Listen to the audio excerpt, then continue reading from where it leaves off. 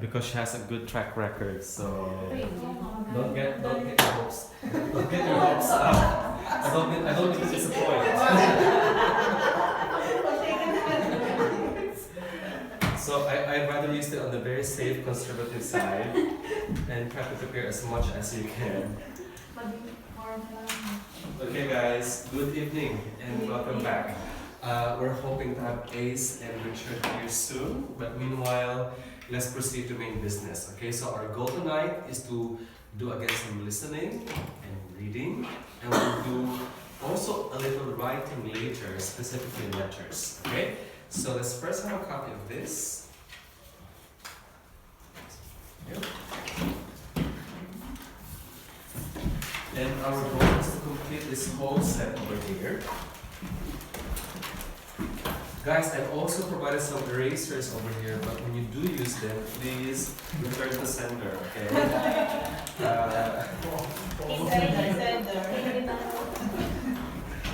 Ito po si Marit. Ay, lagi binabalik niyo sa akin.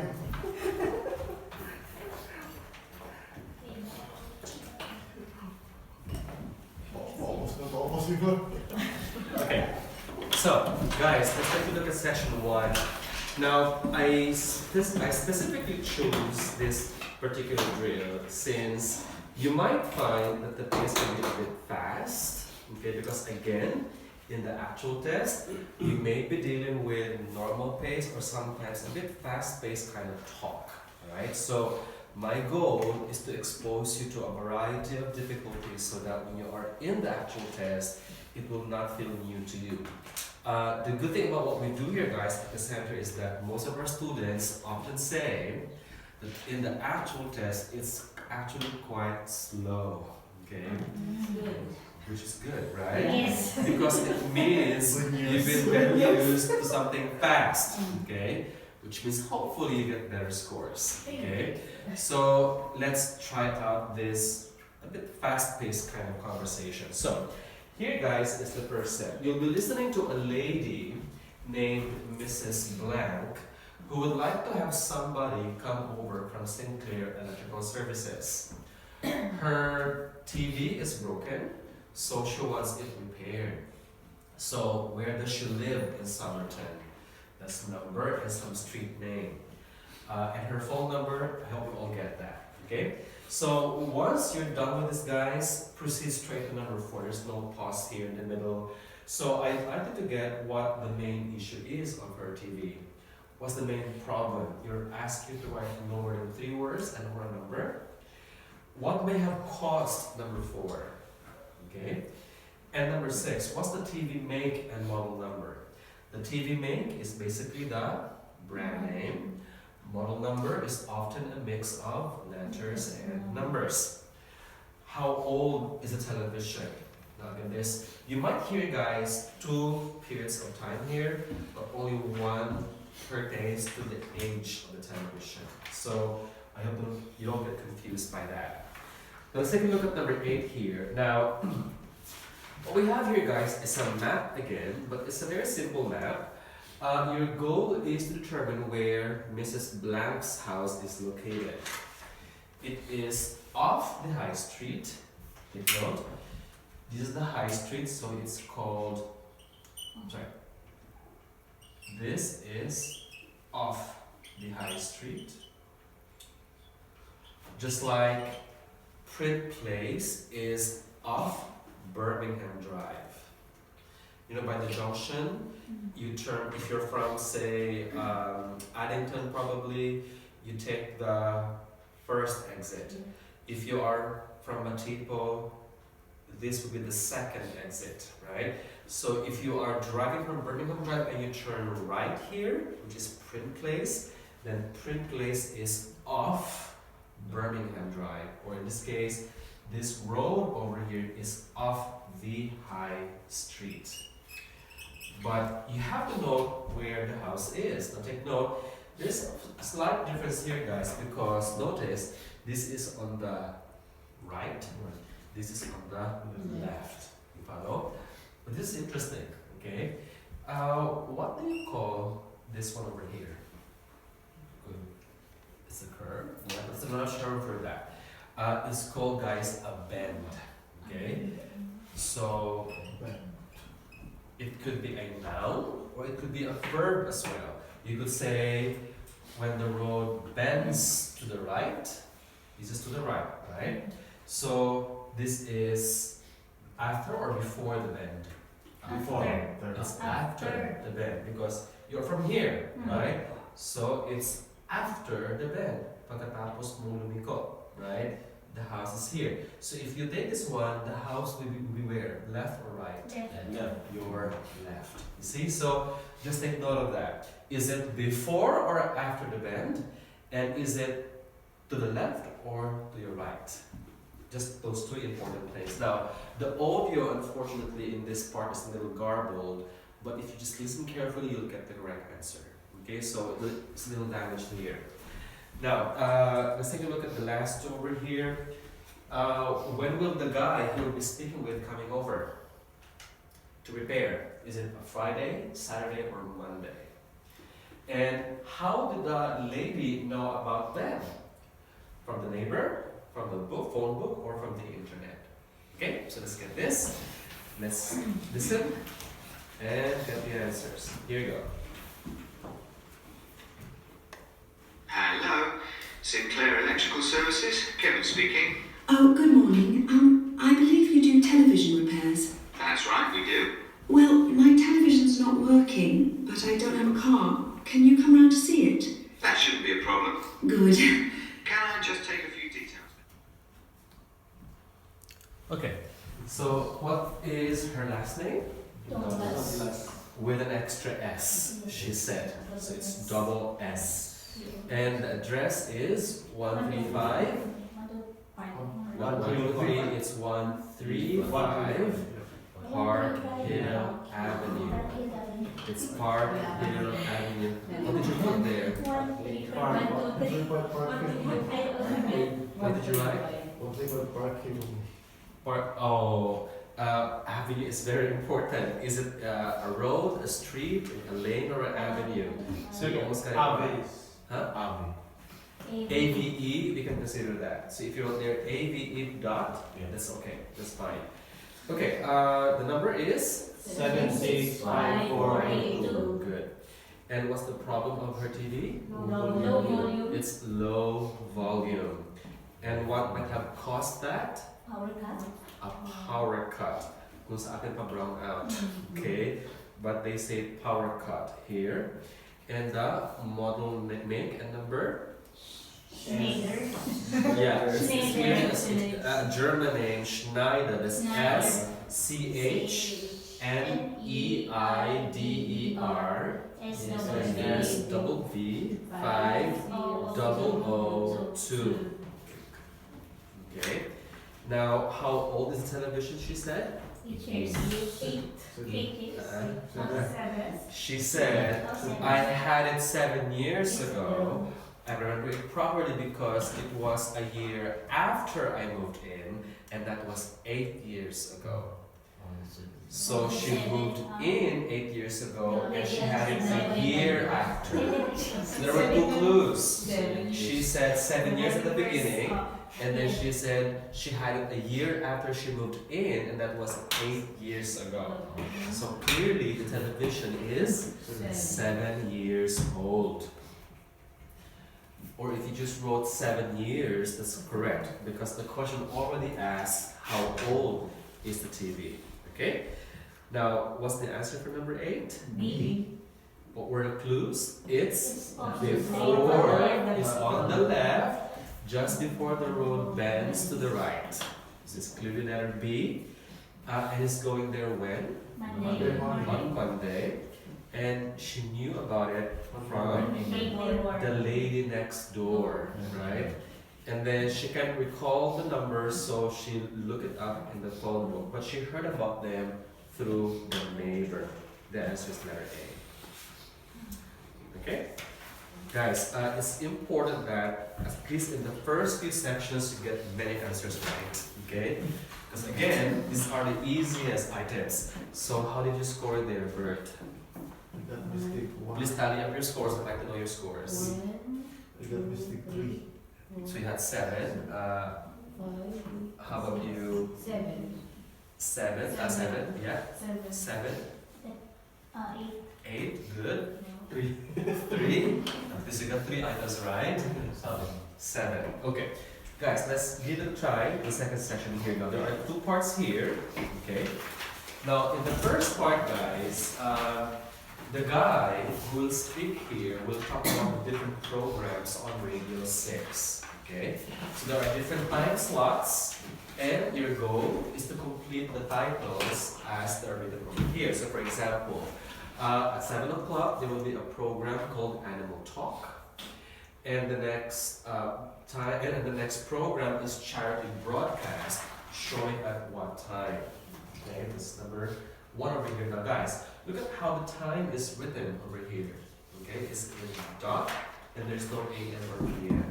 So just please follow the format. Okay. Now, what's at 8? Is number 2. And then number 3 is all about, it's what's your view, pertaining to the effects of what. You might hear the speaker use another word for effect. What's another way of saying the effect? The effects of, say, global warming. How do you say the effects? What are other words for that? The outcomes, yeah. The change, no, that would not be the case. How about the consequences or the impact of something? So watch out for that. Guys, there's one more challenge I'd like to pose here, because this What's Your View program is a phone-in program. Do you guys know what a phone-in program is? You phone in. Yeah, you can call. You can call and maybe ask a question, and maybe engage in a discussion, just like in the Philippines. Like when you dedicate something, you call, or in this case, you participate in the discussion. All right, it's a phone-in program. Now, I'd like you guys to get the number that you call when you want to ask a question. The guy will get, or will give you the number, so please get that as well. So can you please add one more blank space over there, just after this one over here. And I'd like you to write down the number, the telephone number that you should call to contact the program, okay? Now, I might have to repeat this line over here, because as soon as you hear this, number 4 will be given, okay? So what's at 9? And then afterwards, at 9:20, it's all about Just So series. In particular, the book is entitled How the Blank Was Written.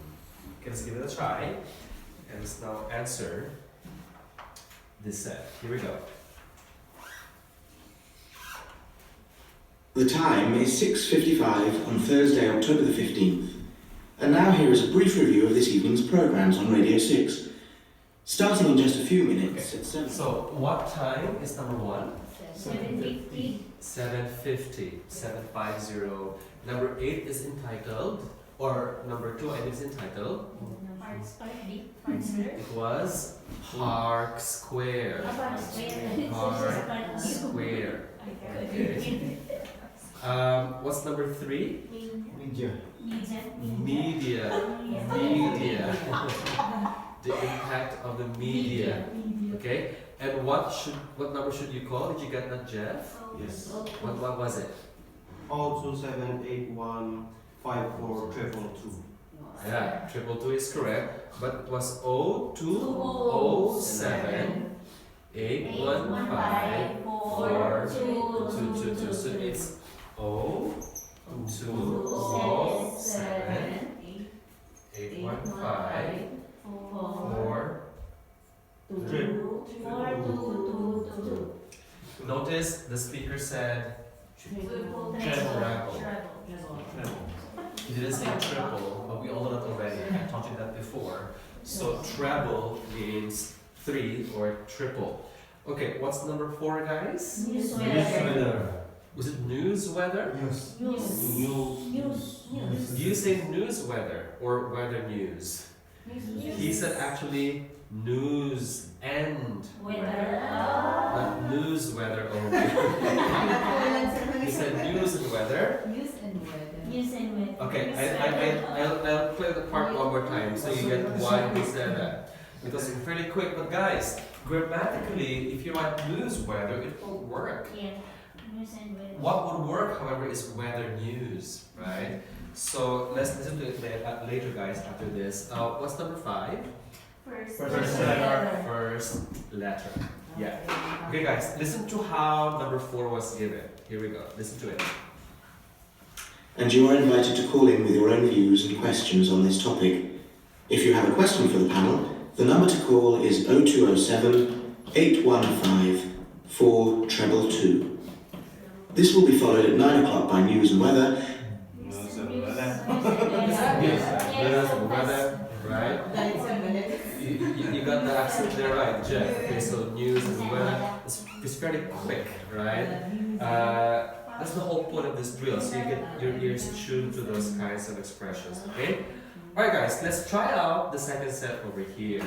Now, this time, I'm going to introduce to you guys a trick that's done in the listening test where the answers are given first before the keywords are spoken, okay? What we have done so far is we wait for the keywords and the question to be spoken, and then after that the answer is given, right? For example, in the case of, say, number 5 earlier, we waited for the words how the mentioned, and then we just wait for the words first letter, right? The same goes also for number 3 earlier. The words the effects of, we just went for the next word, media.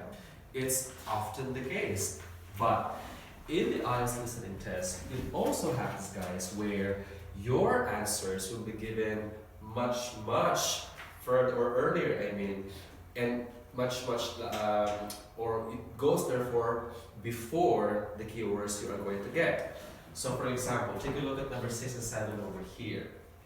You're supposed to get the items about this program named Animal Talk. So we'll first compare, guys, the similarities between the killer whale and the elephants. So first, he will say that both these animals are mammals. They have strong blank. They live for a long time and have large blank. Now, the keyword here is strong, but you will find that the word strong will be mentioned after the answer has been given. Okay, so you need to therefore recall what did he say again in that particular line, so you get number 6. The same goes also for number 7. What is large? Because the word large will be mentioned after the answer. You guys follow? So you also expect that to happen in the test, so some good memory recall would help to get the answers right. Let's give it a try. Let's listen first to number 6 and 7 here before we answer numbers 8, 9, and 10. And let's listen to this one.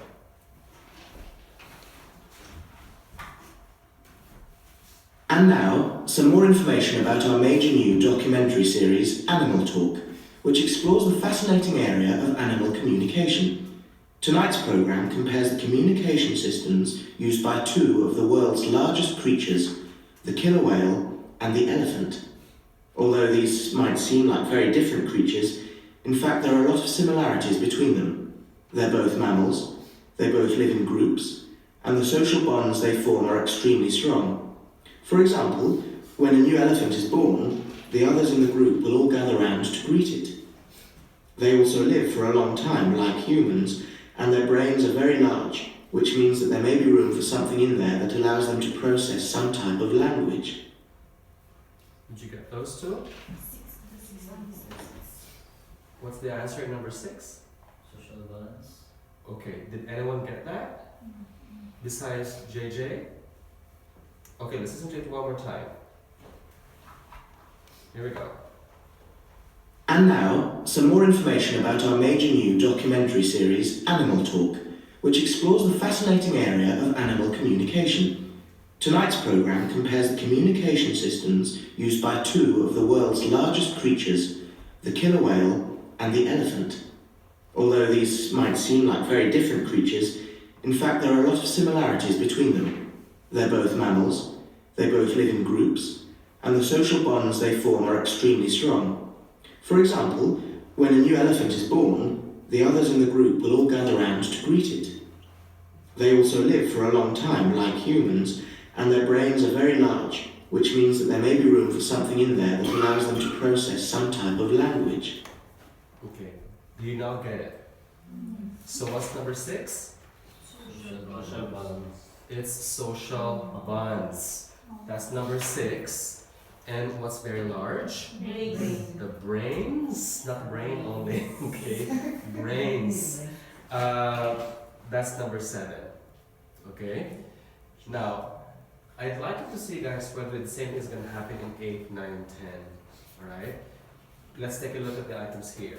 So, these are the similarities. Down here are the differences. So, killer whales communicate using number 8.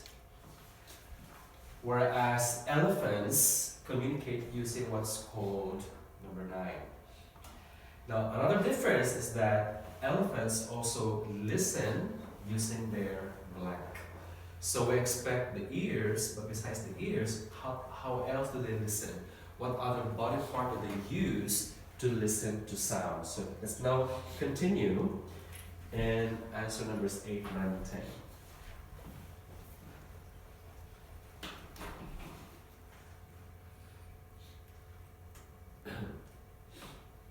And now, some more information about our major new documentary series, Animal Talk, which explores the fascinating area of animal communication. Tonight's programme compares... They communicate through... Sounds. Did he say sounds? Sounds. He only said sound. He didn't say Sounds. sounds. Guys, whenever you expect a noun, for example, I really recommend that you listen carefully and see whether they say an S or no S at the end. Because kung dinagdagan ng S kahit nawala or the other way around, it will not get a mark, unfortunately. So the answer is just sound. What's number 9?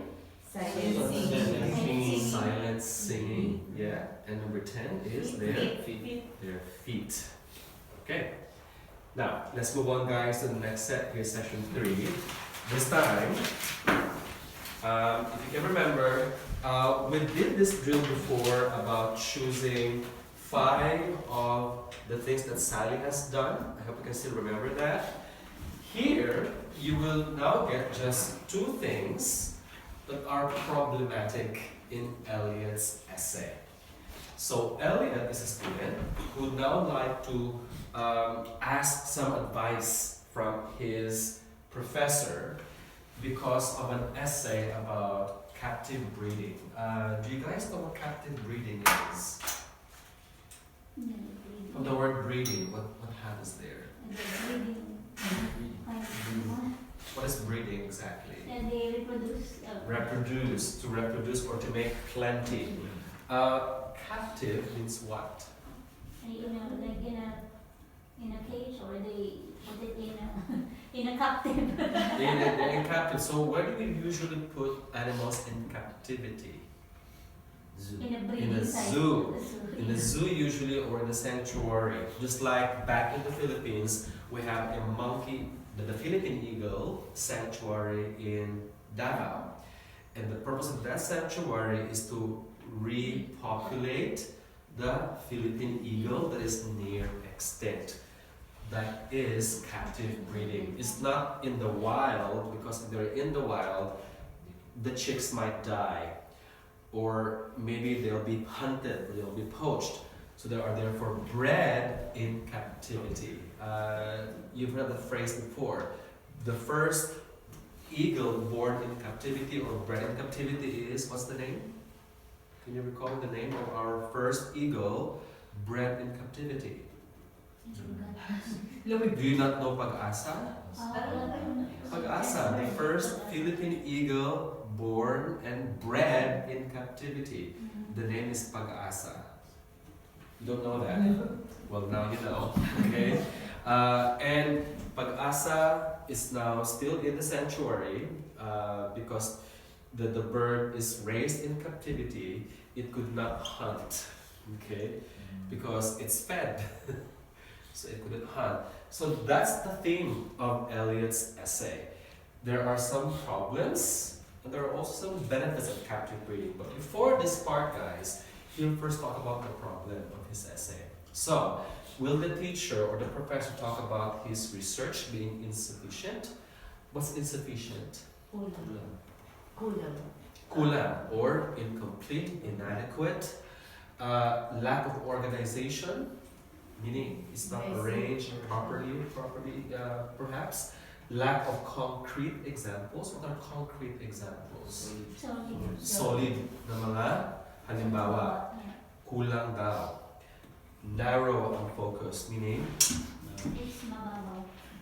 Ay, makitig. yeah. So medyo masyadong konti lang ang focus niya compared to broad ang focus. Inclusion of irrelevant material. Irrelevant material meaning hindi kailangan or sobra-sobra. Meron siyang ganun sa essay niya. Or the evidence that are supportive are insufficient. Kulang ang ebidensya. What's the example? What's the difference between C and F? Examples, evidence, they're both insufficient, lacking. What's the difference between those?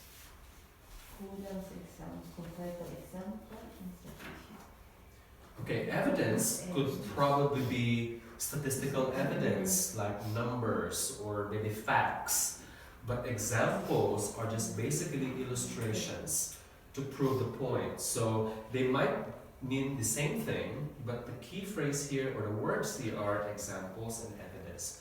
Okay, so guys, here's my advice, okay? The moment in which you move on to number 2 may be difficult to determine, but given the clues here, guys, in number 2, what is the word that would probably signal to you that you should now be in number 2? The captive breeding. It's all about captive breeding from the very beginning, okay? So you cannot use this. What else? Exhibition.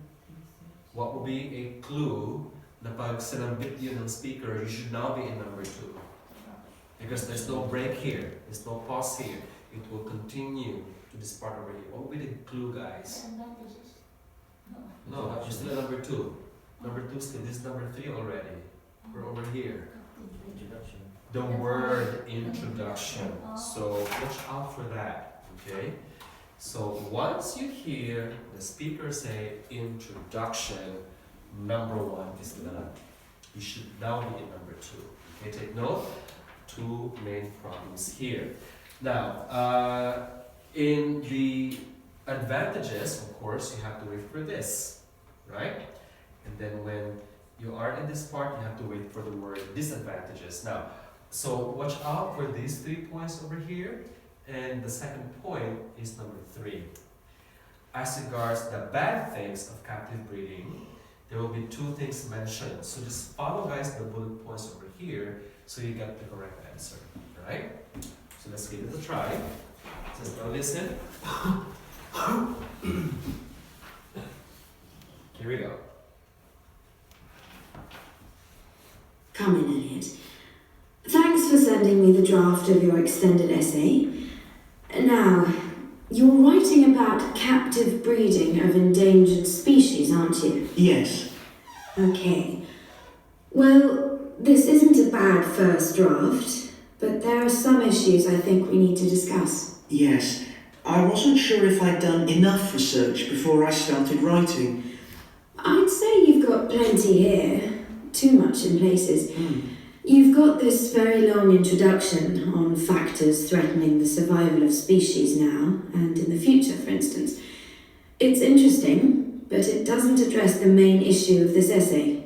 Oh, I thought I needed to give supporting evidence for my ideas. Yes, but only for key ideas. You can't cover everything. You've got to focus on the area you've chosen, which is the breeding of endangered species in captivity. Now, you have lots of relevant material about that, but I think you need to look at the planning of your central section again. At present, it's all rather a jumble. Oh, you mean I need to write it all out again? Well, it's just a matter of moving the things round a bit. Your introduction needs a rethink, as I said. Why don't you just begin by saying what captive breeding is? Give a definition. That's right. Then you should make it clear which are positive points and which are negative ones. For example, you start with the fact that breeding endangered species in captivity may be the only way we have of preserving some from extinction in the years to come, which is clearly an advantage. Now, what other advantages did you mention?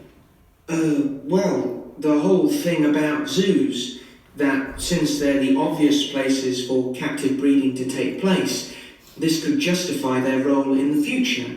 They're not just a place for people to go and stare at animals for fun. And then there's the point that captive breeding eventually allows the animals to be reintroduced to the wild again, in theory at least. Right. So, put those points together. Then the disadvantages. Well, the point that these programs are very expensive, obviously. Then thinking about the animals themselves, the psychological effects of captivity. Yes. And you also had a good section on the problem of disease for animals in captivity. But maybe you could have mentioned the poor success rate when they are eventually reintroduced into the wild. Right. Okay.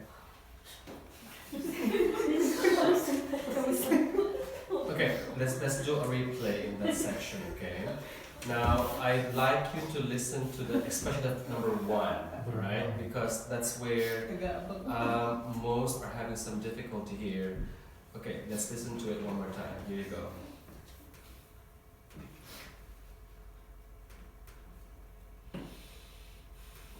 Dr. Ram? Oh, come in, Elliot. Thanks for sending me the draft of your extended essay. Now, you're writing about captive breeding of endangered species, aren't you? Yes. Okay. Well, this isn't a bad first draft, but there are some issues I think we need to discuss. Okay, issues. What are those issues? Let's listen. Yes. I wasn't sure if I'd done enough research before I started writing. I'd say you've got plenty here. Too much in places. Okay, so, ang sabi niya, I'm not sure if I've done enough research. But sabi niya, I think you've got plenty here, so it cannot be letter A. It cannot be letter A. Alright, so let's omit the incorrect answers. Okay, let's listen further. You've got this very long introduction on factors threatening the survival of species now and in the future, for instance. It's interesting, but it doesn't address the main issue of this essay. Oh, I thought I needed to give supporting evidence for my ideas. Yes, but only for key ideas. Okay, in this case, guys, sabi niya, he thought that he had to provide some evidence. But then the teacher said, but only for key ideas. So in other words, did he write too much or too little? Too much. Sabi kasi niya, I thought I should write enough evidence. But then the teacher said, but only for key ideas. So, nagkulang ba siya or sumobra? Sobra. Sumobra.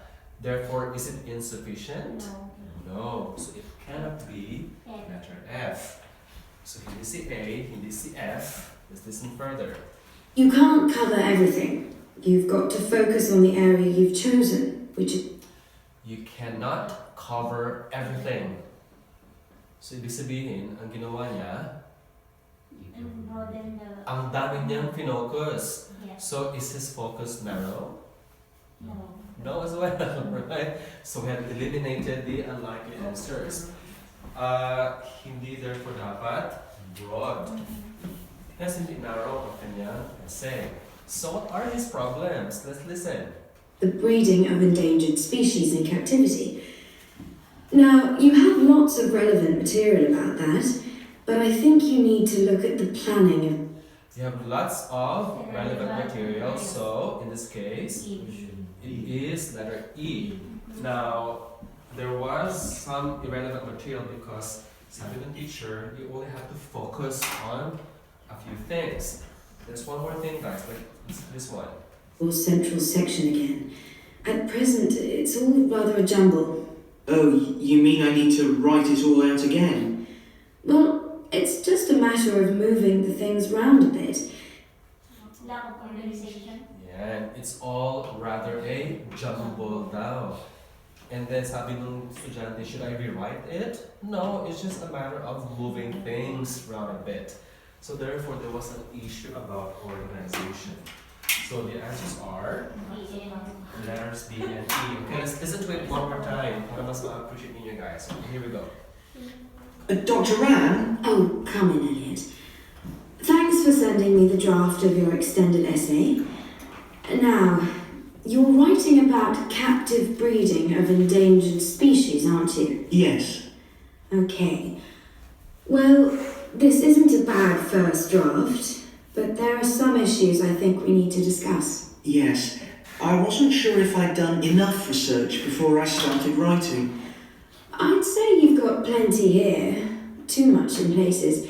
Sumobra. Too much in places. Okay? You've got this very long introduction on factors threatening the survival of species now and in the future, for instance.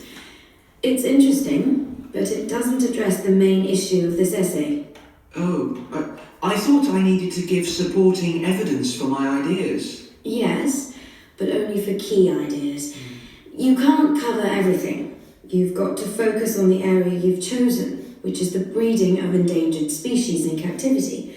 That is letter E because ang dami niyang irrelevant material. So he has to focus only on captive breeding. Hence, E is one answer. Now, you have lots of relevant material about that, but I think you need to look at the planning of your central section again. At present, it's all rather a jumble. Oh, you mean I need to write it all out again? Well, it's just a matter of moving the things round a bit. Okay, so that's number one.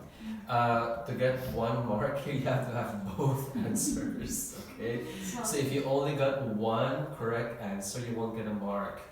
Because that's only one, so therefore one item is equivalent to half a score, but there's no half score anyway, so you get either no score or you get 1, right?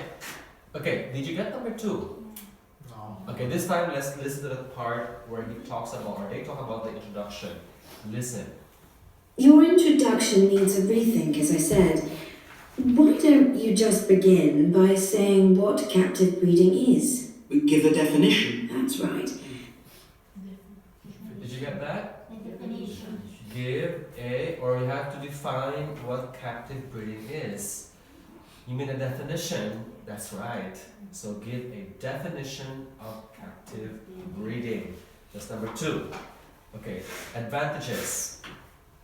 Then you should make it clear which are positive points and which are negative ones. For example, you start with the fact that breeding endangered species in captivity may be the only way we have of preserving some from extinction in the years to come, which is clearly an advantage. Now, what other advantages did you mention? Number 3 now. Well, the whole thing about zoos, that since they're the obvious places for captive breeding to take place, this could justify their role in the future. Okay, put the word justify in the sentence, but it makes sense. Could give new function for justify in future. That doesn't make any sense. Could give new function for what, sabi niya? No. What did he say earlier? He said zoos. The whole thing about zoos. Since they're now the obvious places for captive breeding to be done, then therefore that will justify their role in the future. So therefore, hindi lang ang mga zoos lugar for people to watch animals, but also for captive breeding to happen. So may bagong role na ang zoos. May bagong function na ang zoos. That's what he means. So the answer is zoos in number 3. Listen further, guys. They're not just a place for people to go and stare at animals for fun. And then there's the point that captive breeding eventually allows the animals to be reintroduced to the wild again, in theory at least. Right. So put those points together. Then the disadvantages. Well, the point that these programs are very expensive, obviously. Then thinking about the animals themselves, the psychological effects of captivity. Yes. Okay, did you get number 4? Expensive. They're expensive. If you wrote the word very, it's also correct. Very expensive or just simply expensive. Now, last item, number 5. And you also had a good section on the problem of disease for animals in captivity. But maybe you could have mentioned the poor success rate when they are eventually reintroduced into the wild. Right. Disease. What's number 5? Disease. The problem of disease. Nagkakahawaan ang mga hayop sa captive breeding. So the answer is disease, number 5. Okay? I'll see you guys. This will be our last set. The final session we'll tackle in the future. I received a text from Ace. Would you happen to know, because he has a hangover, he said. Was he like at a party last night? Like the whole night he's still hungover at this point? Anyway, let's try out, guys, the second set over here. Now, set 2 here, this is an interesting kind of question, guys. You're supposed here, guys, to classify the items, okay? In here, I'd like you to determine what the speakers feel about each of the items over here. So, for example, number 6, training in survival skills before release. Is it A, very important, B, less important, or C, whether it's important or not important cannot be determined because there's no data available to prove that, okay? So therefore, you have to classify whether it's that. So for number 6, therefore, the keyword here is training. How about number 7, guys? What's the keyword here? Provision of food and shelter. Okay, how about number 8? Employment and education. Number 9? Medical screening. And number 10 is the only one out there. Okay, so you have to watch out for the word acclimatization. Now, wait, guys, for the end part.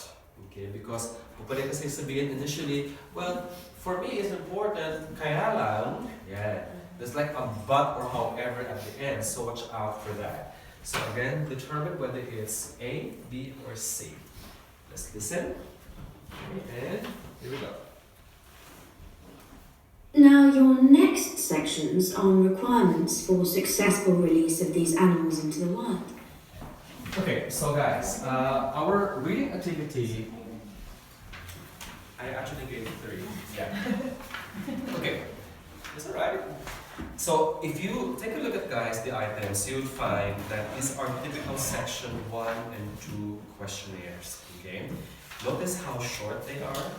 For example, section 1 over here has, for the first set, you have here only 4, and then in the second you have here 6. That's 10 items. And then to continue with section 1 here, we have also numbers 11 to 14 here. Again, very short, right? And then in the last part, although the text is longer, you still have only a few questions here. This isn't unlike that section 3 drill we did last time, 2 meetings ago. And I gave you a homework in where you have 13 questions altogether and at least 2 sets of questions. So this is what you expect in the first 2 sections. And also, if you can remember advised you to do it really well in the first two sections. Why? Because they're shorter, they're also often easier. So therefore, if you want to get the highest score possible, try to get as many correct answers in the first two sections of your test. Okay? So let's give it a try. This one, guys, is an activity where you determine which among the ads do we find the items over here. This is pretty similar to what we did about, can you remember, guys, that activity in our book in which you had homework in about the museums, right? This is it, okay?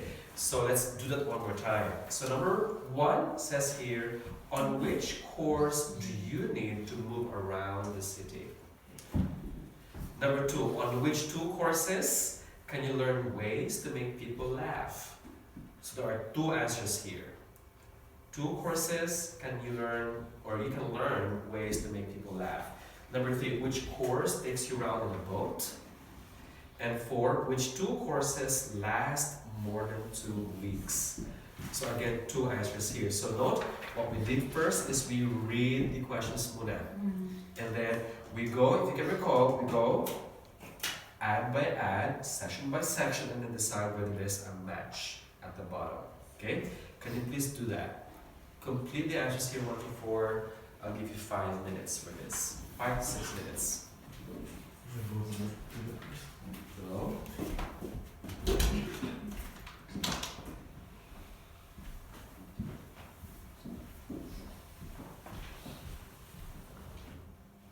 Okay.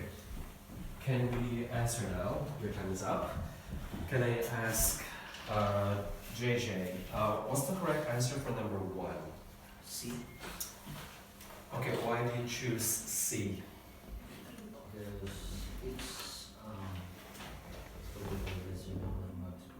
because it does suitable for photographers like local or tourists and fun and Okay, before that, there's the line that says, walking tour.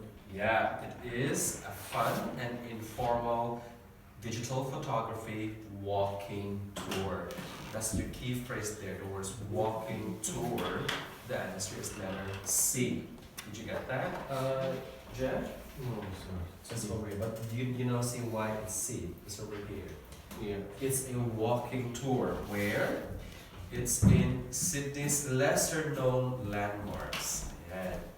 So therefore it's letter C in number 1. Okay, how about your number 2, Jeff? What's one answer you want there? C and A. Okay, C cannot be the case because it's been used. But yes, A is a correct answer. But what else besides letter A? E. Okay, there's a mention of stand-up comedy in A. What's the other answer? E. It's actually letter E. Why is E? Clowns. Because it's a circus and clown school. Yes. Circus and clown school. That's letter E. Now, how about number 3?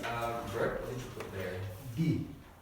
It's very easy because it's the only item. Because of the word cruise. That alone gives away the answer. Did you get that? Yes. Good. Okay, how about number 4? 2 courses last more than 2 weeks. What's your answer? Give me one answer. A. A. Okay, it's 5 weeks, yes. What's the other one, Grace?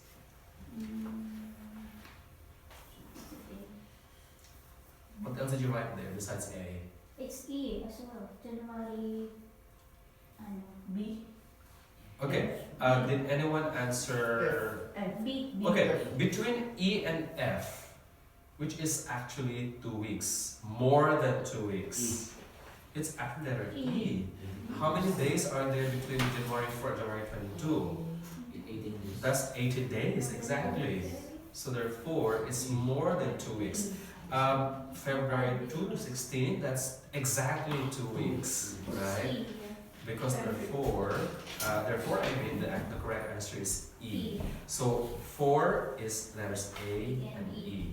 How would you write the answers on the answer sheet again? So for example, if this is 1, 2, 3, 4, you would write 1 is C, 2 is A, Comma E. comma E, and then B here, and then A. Was it E in number 2? That was A, Yeah, E, yes. Okay. And number 4 is A and E as well. A and E as well. Okay? Now, can you please continue and answer the ones at the back? This time, guys, write the number corresponding to the items over here. Okay, but just like in the previous items, the numbers here can be used again in another number, alright? Because we have here an NB sign. Take a look at that. Nota bene. By the way, if you want to know what NB means, okay, NB is the words nota bene. Nota bene. That's not- In English, please note. That's basically Latin, to mean, please note.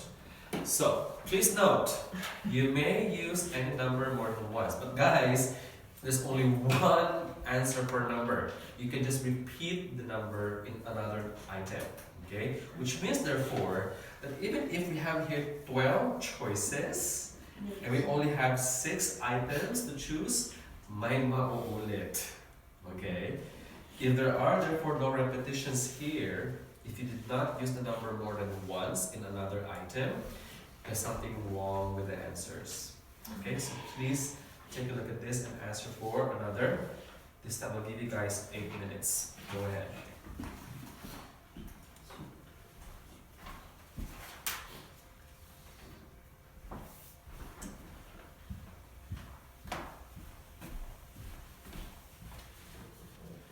So the item is asking you about the documents for visa application.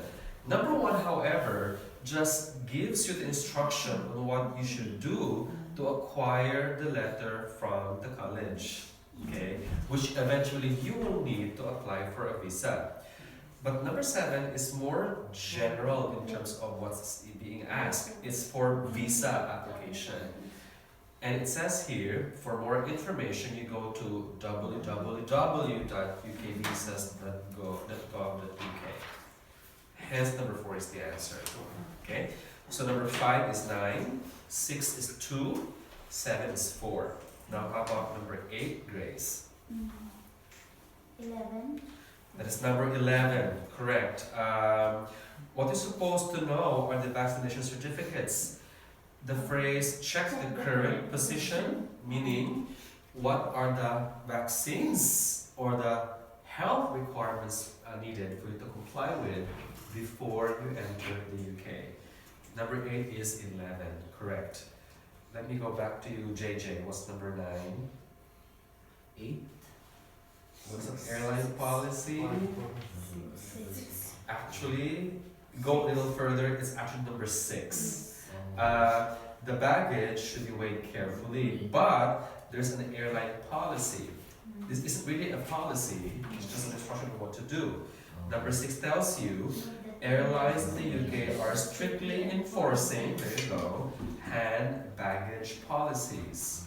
So carry the minimum through security. So number 9 is 6. Number 10, Jeff, were you able to get number 10 as well? 5, sir. Okay guys, so far, wala pang naulit sa ating mga sagot, right? And as we said earlier, there's an NB instruction here. It is number 2. Advises you to bring documents showing your housing arrangements. Your housing arrangements are your accommodation arrangements. What is that document? The contract. Therefore, number 10 is also number 2. Do you guys get that? So guys, this is the point that I was trying to drive out earlier, that if you have this instruction over here, and you are told that you may use the letter more than once, it's a hint that there will be a repeated answer there. So even if you have many choices and only few items to look for, and you have this, there will be a repetition. But if there's nothing like this, then it means there will only be, the letters are only going to be used once. There will be no repetition.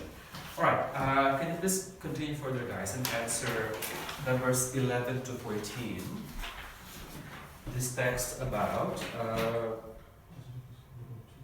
registering with the doctor under the NHS. Okay, carry on. I'll give you guys 4 minutes.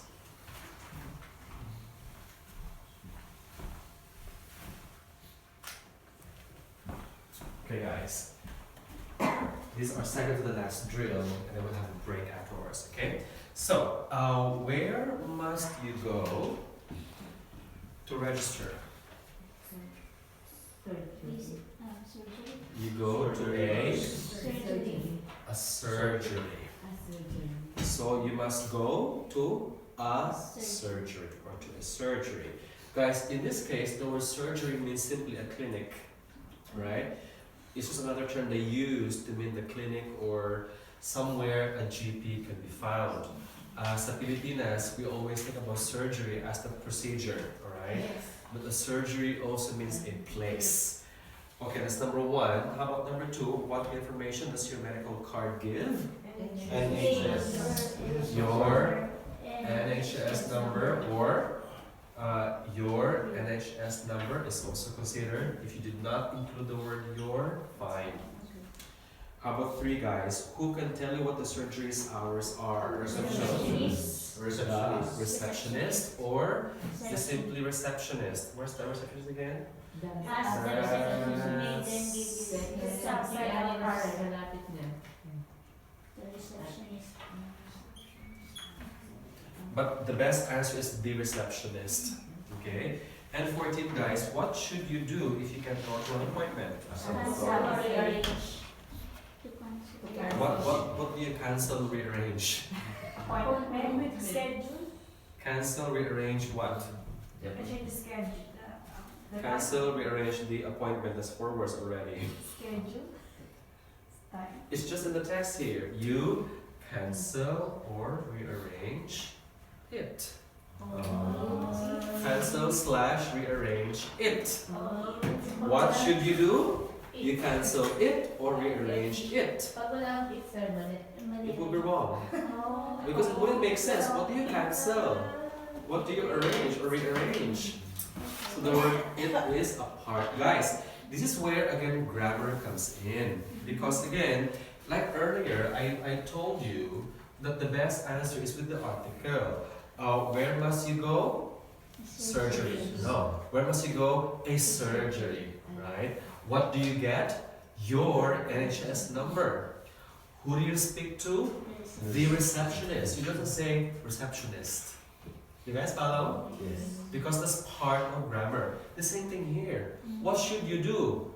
Cancel, rearrange. What do you cancel, rearrange? You cancel, rearrange it. That's the answer in number 4. Guys, do you now see how tricky general training questions are? They're simple, but it's like, I don't seem to get the correct answer, right? That's the nature of general training questions. Now, let's give it one more go. This is the last set, guys. Take a look at the back page here, page 4. 6 items altogether. Okay, for this one over here. I'd like you all to see, again, if you have these kinds of questions, how do you expect the answers to be arranged? From top to bottom. Okay, just follow the order of the questions. They also provide the clues to the answers themselves. Again, use clues from the questions to locate the answers. Okay, go ahead. I'll give you guys 7 minutes on the set, and then we have a break.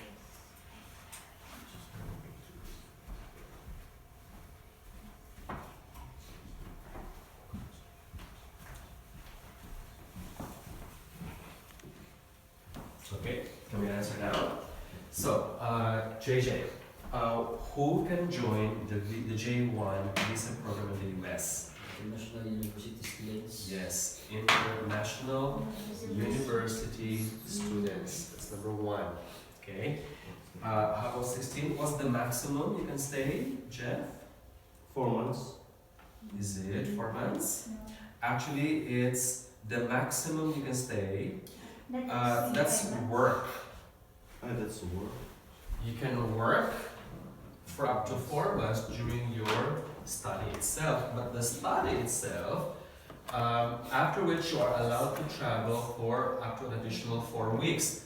An additional 4 weeks, which means therefore your stay in the US must not exceed 5 months. The answer is 5 months. Yes, Grace, what's number 17? During the summer. Yes, during the summer. That's the complete answer. During the summer. 5 months. 16 is 5 months. 5 months. Yes, Lysel. 6 months. Yeah. How long? You could say 6 months or for 6 months. How long? For 6 months. You see? So when you answer the question, the most complete form would be for 6 months. Number 19, where do we find the jobs? Your answer, yes? Throughout Canada. Very good. That's over here at the bottom, guys. Throughout Canada. And then finally, Bert, what's number 20? 12 months. What's the longest you can stay in one job? In one job. 3 months only. For 3 months. Yes. You may not work for more than 3 months with any one employer in one job. But you can have like 4 jobs because you can stay for up to 12 months on the all. So the answer is 3 months. Okay? So guys, so do you find this easier compared to session 3? This is easier. This is typical session 1 and 2. That's why guys, hindi ko lang kinumpleto. There are still like 7 more questions supposedly. But you have more or less this idea of how manageable the first 2 sections are. Okay? So you guys, let's have a break first. I have boiled some hot water there. And then at around just before 8:10, let's resume our session for some writing activity for lectures. Okay? Our goal tonight is to get acquainted with these 2 kinds of letters. So let's therefore talk about these letters using the samples over here on page 59. So over here on the left is an example of an informal letter, and the one on the right is a formal letter. Now, why do you think this is called an informal letter and what is a formal letter? Okay, what do you think is the basis for that?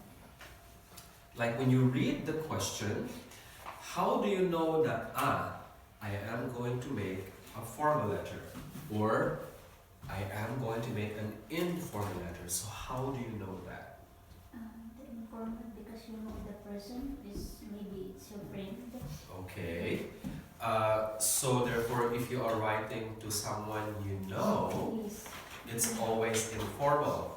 So if you're writing to your boss, should it be informal? No, it should be It formal. should be formal because it's your boss. So let's go a little further. You said something, a friend. Okay. If you are writing, if the task tells you to write to your friend, then you have to make an informal letter. Now, if you are asked to write to somebody else, it will definitely be formal. Okay? So if it's not for a friend, it is formal. Okay? If it's for a friend, it should be informal. So guys, one of the things that we have to consider is the addressee. And that addressee, or the one who's going to receive the letter, the one you are writing to, is specifically mentioned in the task. For example, take a look at the one on the left. It says here, last month, you had a holiday overseas where you stayed with some friends. They have just sent you some photos of your holiday. Write a letter to your friends. There you go. Can you please underline that? Now, take a look at the one on the right. You are supposed to write a letter to who? Shop manager. Now, in this particular case, guys, you wouldn't know exactly who the shop manager is, right? So, the more reason, the letter should be formal. Okay? So, what are other aspects of a letter that you have to also consider depending on the tone or the kind of letter? One difference also, guys, is how you start and end.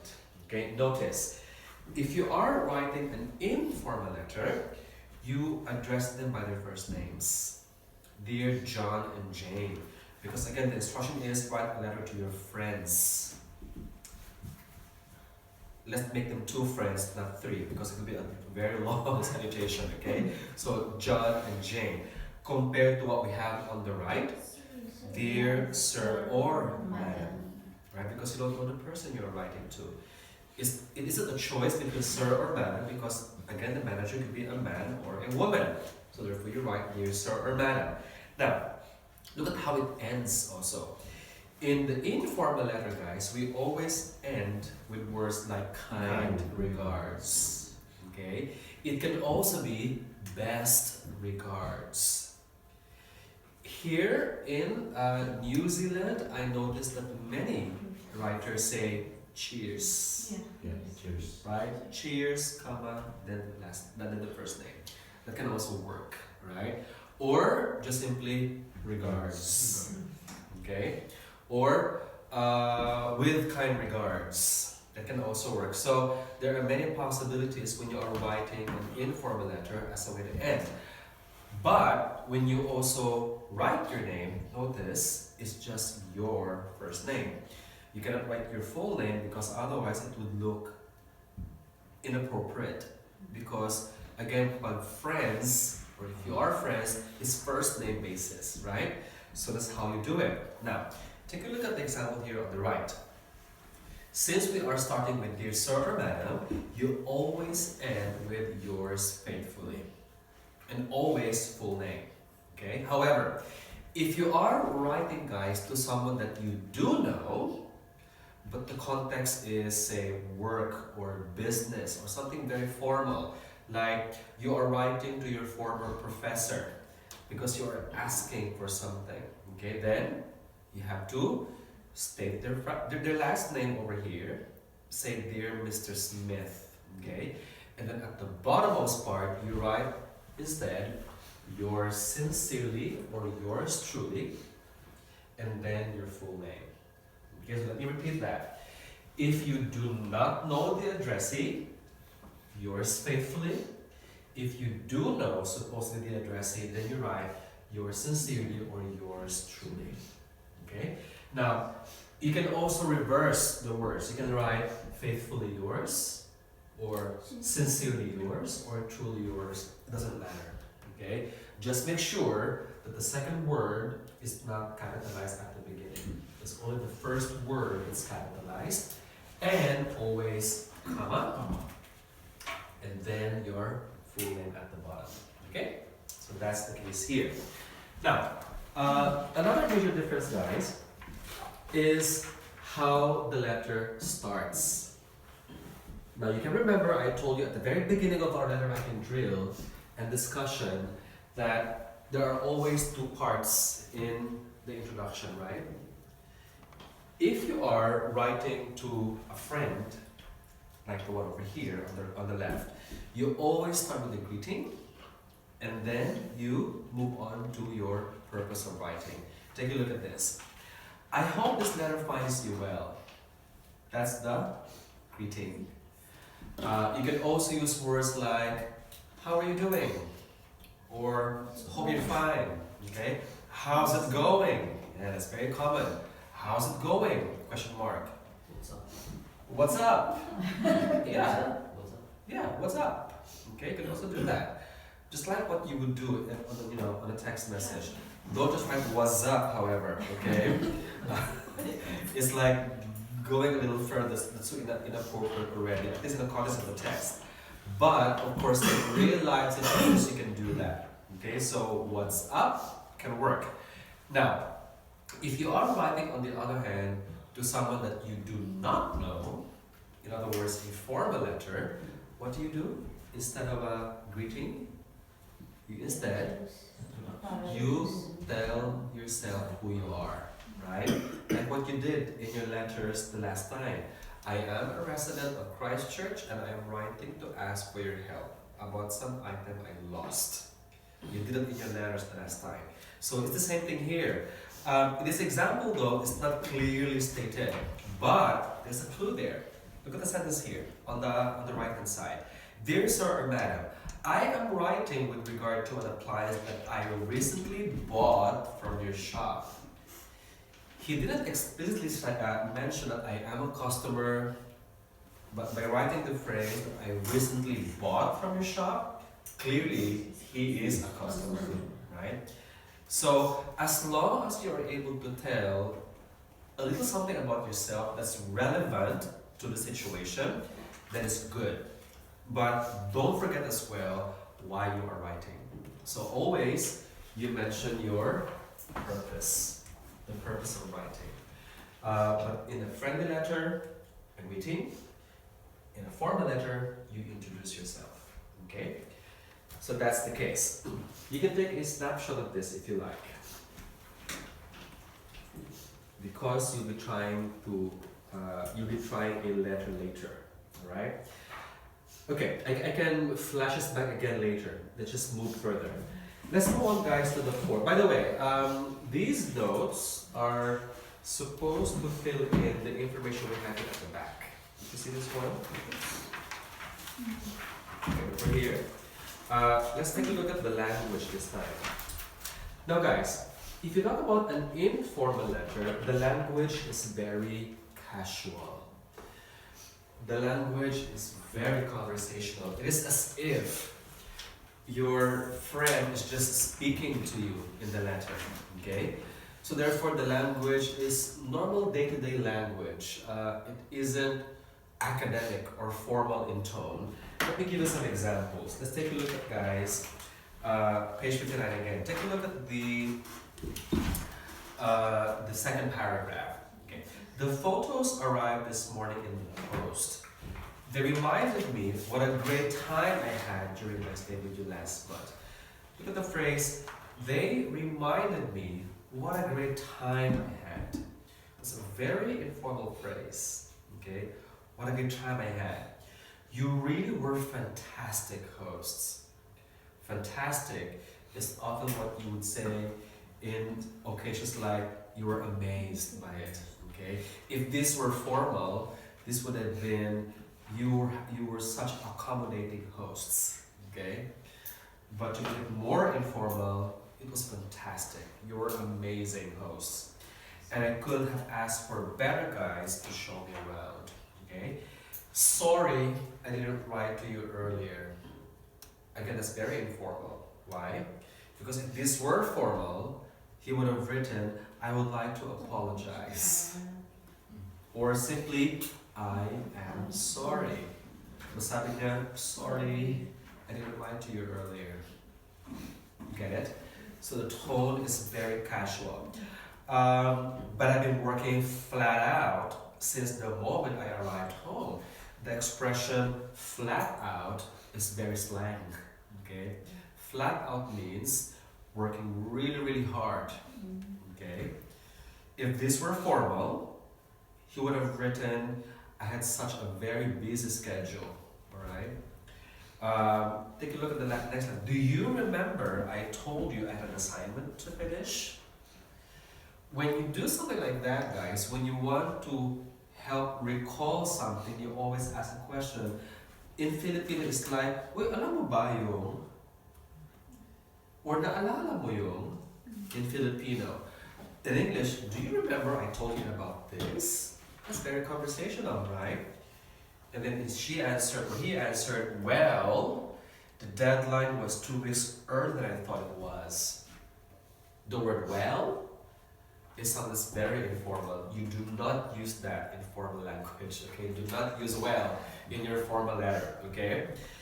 Now take a look at the next line here. Anyway, it's another very informal expression. I'm back to normal now, and I've handed in all of my assignments. In fact, now that I'm free, why don't you both come and stay? There's a spare room here, so you're welcome to use it whenever you like. Okay, so he's extending an invitation to return the favor. Alright? That's the kind of language you have in an informal letter. Now, let's compare it to the one on the right.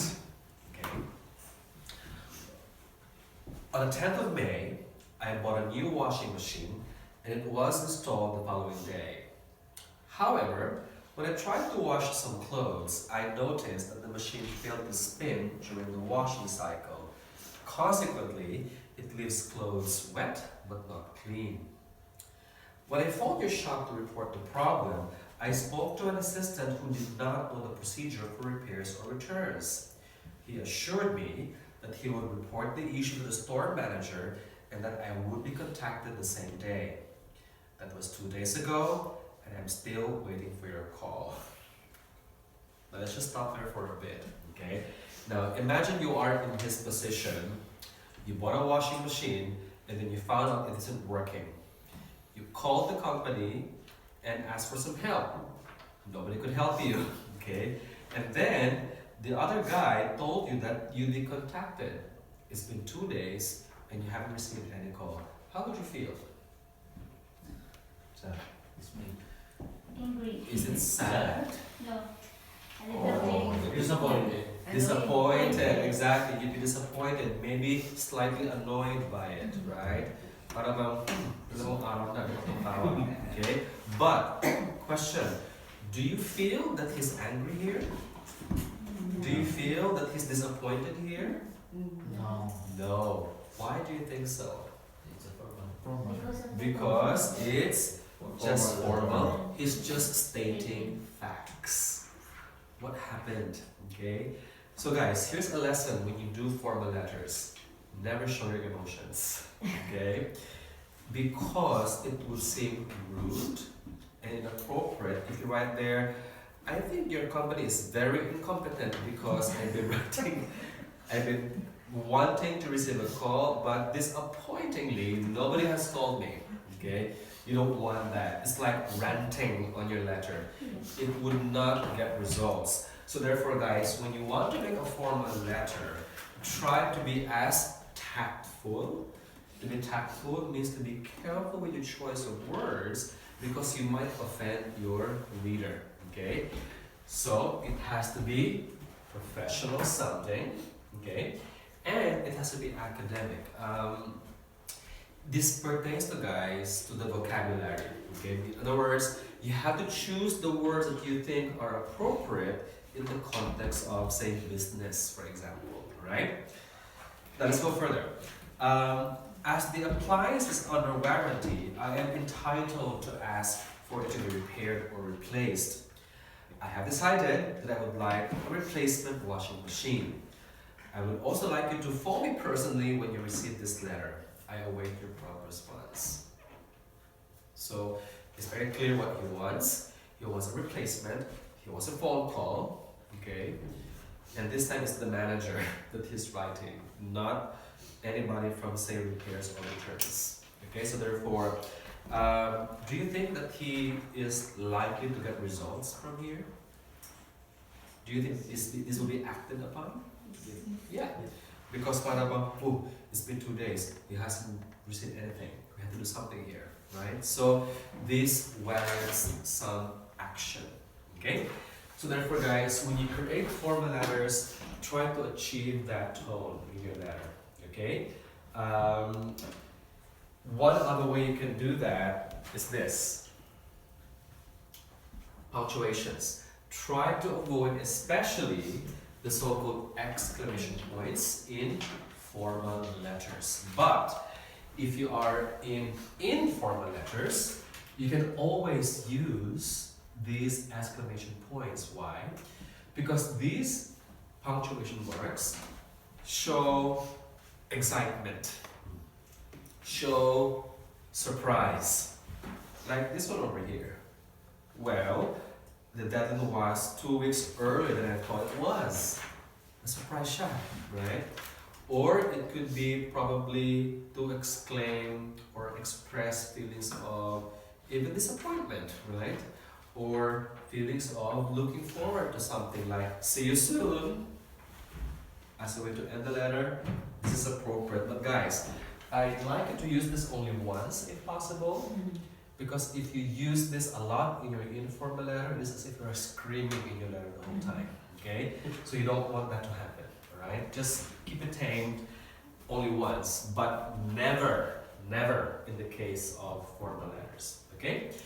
Now, you can also use questions in the case of formal letters, especially if you are requesting for something, like may I ask, may I request, things like that. That's also appropriate. Okay. Now, finally, you can achieve, guys, the formal or informal tone by using what we call contractions. Okay. So contractions are basically those words, fused together. Just like, for example, guys, take a look at the first paragraph of the informal letter. I hope this letter finds you well. I'm just writing to thank you both for the holiday. The word I'm is a contraction. Can you please highlight or underline the other contractions you see in the letter to your left?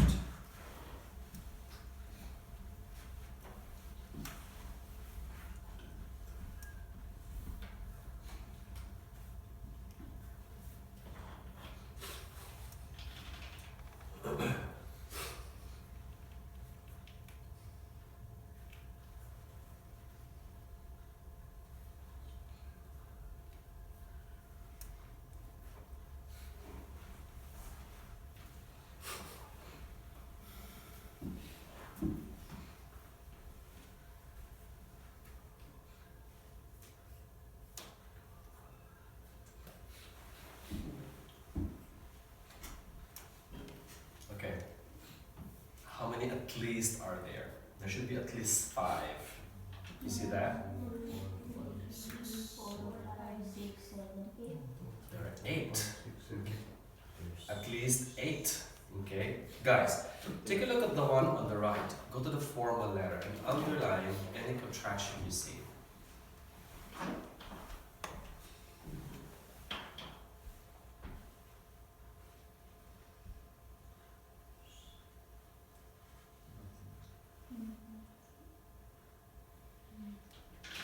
So far, are you seeing something there?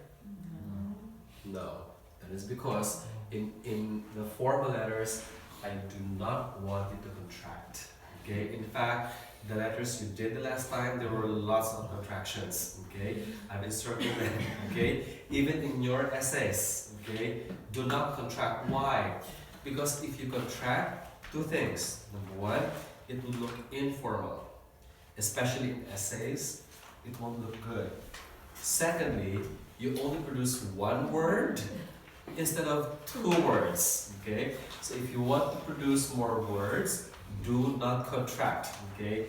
Write I am, did not, do not, you are, not your, unless you are writing this, okay? Unless you are writing this, so only for this, because it will achieve that effect, okay?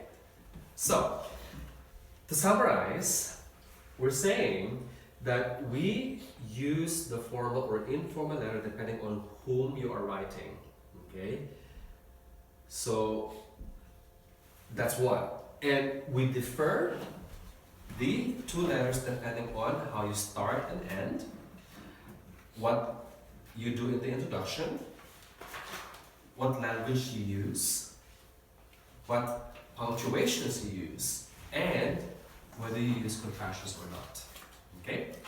Now, let's take a look at, guys, some items to read. So far, is it clear? Is everything clear? We're good? Okay. Can I ask you guys to take a look at page 60, right? Just to emphasize the idea about language. So I'd like you to take a look at samples of paragraphs there, extracted from some letters. But tell me, guys, whether these paragraphs are formal or informal. Let's take a look at letter A. I would be grateful if you did not play your cars there so loudly when you come home at night. When the car is outside my house, I can hear the music quite plainly, and often it wakes up my daughter, who starts crying. It can take me quite a while to get her back to sleep, so please turn it down in the future. What's this? This is very formal. Okay? Okay, guys, can you continue with the rest of the guidance there? B to F. What is letter B? This is definitely informal. Why do you think it's informal, guys?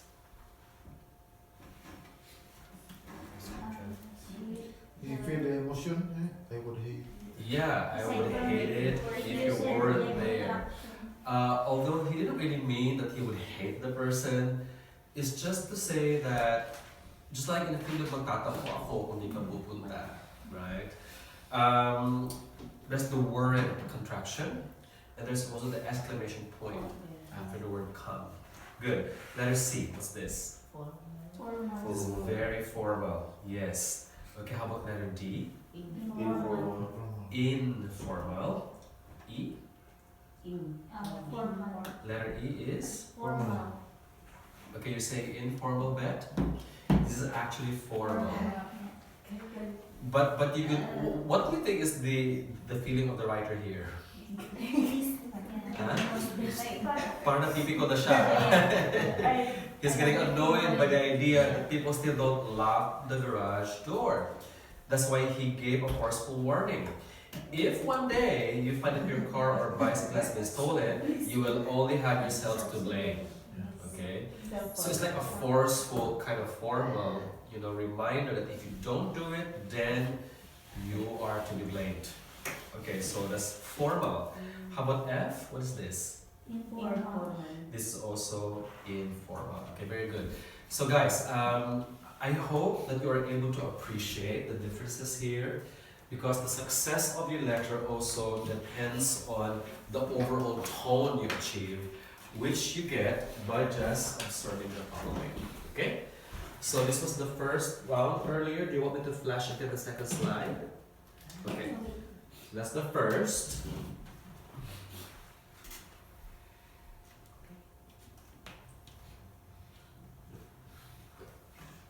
Okay, done. Now this is the second slide.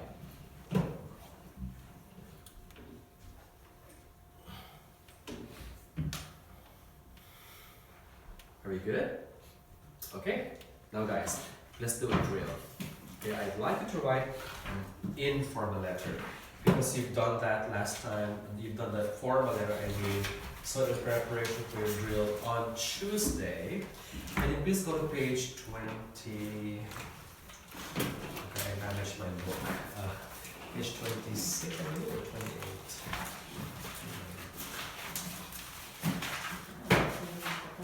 28? 28.